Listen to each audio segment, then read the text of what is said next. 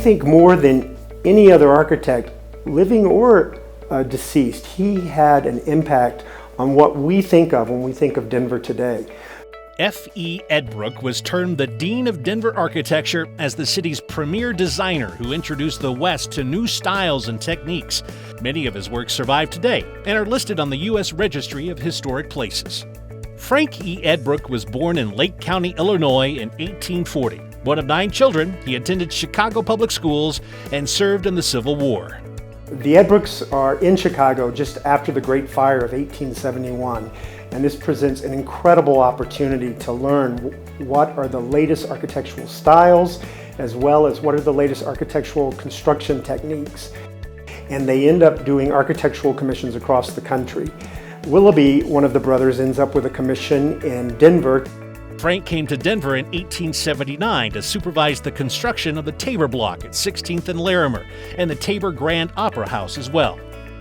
And decides to stay here. He realizes there's great opportunity, great potential in Denver, and I also suspect he may have wanted to just move out of a city where he already had several other brothers practicing architecture. He starts with the Navarre, moves on to the Oxford Hotel. You can just literally move up 16th Street Mall and see the work of Frank Edbrooke.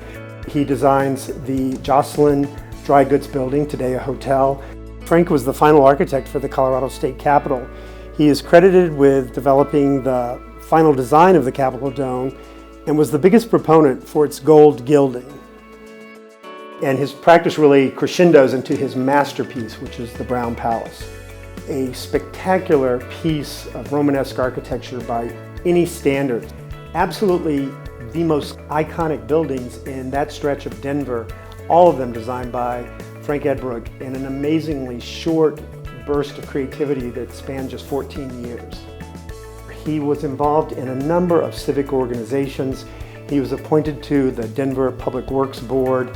He was a member of the Denver Club.